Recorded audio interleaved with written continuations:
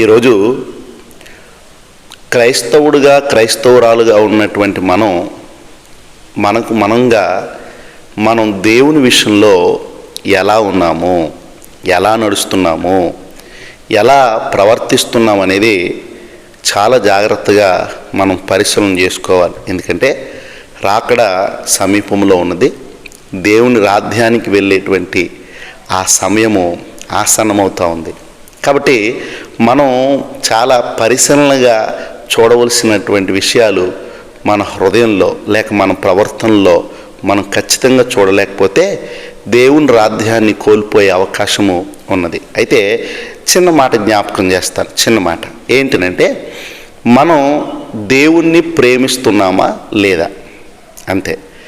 దేవుణ్ణి ప్రేమిస్తే మనం ఎలా ఉండాలి, దేవుణ్ణి ప్రేమిస్తే మనల్ని దేవుడు ఎలా ప్రేమిస్తాడు అనే విషయాన్ని ఒక్క మాట మనం పరిశీలన చేసుకుందాం.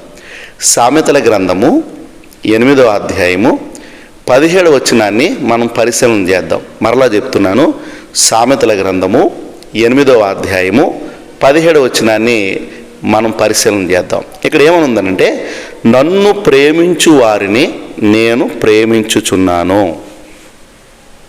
ఏమన్నాడు దేవుడు? నన్ను ప్రేమించు వారిని నేను ప్రేమించుచున్నాను. ప్రేమించడం అంటే ఏంటి? ప్రేమించడం, దేవుణ్ణి ప్రేమించడం అంటే ఏంటి అనంటే, దేవుణ్ణి ప్రేమించడం అనంటే దేవుడు చెప్పిన ప్రతి మాటను చేయటం. దేవుడు చెప్పిన ప్రతి మాటను చేయటం. దేవుణ్ణి ప్రేమించటం అనంటే దేవునికి భయపడి బ్రతకటం.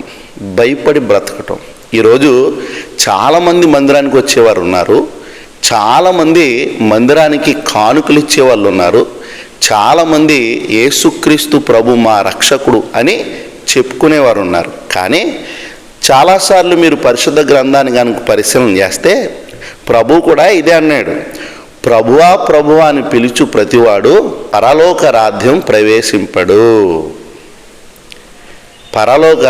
ప్రవేశింపడు. అంటే దీని అర్థం ఏంటి? వాళ్ళు ప్రభువా అని పిలుస్తారు, మా ప్రభువా అని అంటారు, మా దేవుడు నీవు అంటారు, కానీ వారికి ప్రవేశం లేదు, పరలోక రాజ్యానికి ప్రవేశం లేదు. ఎందుకని అనంటే ప్రభువా అని పిలుస్తారు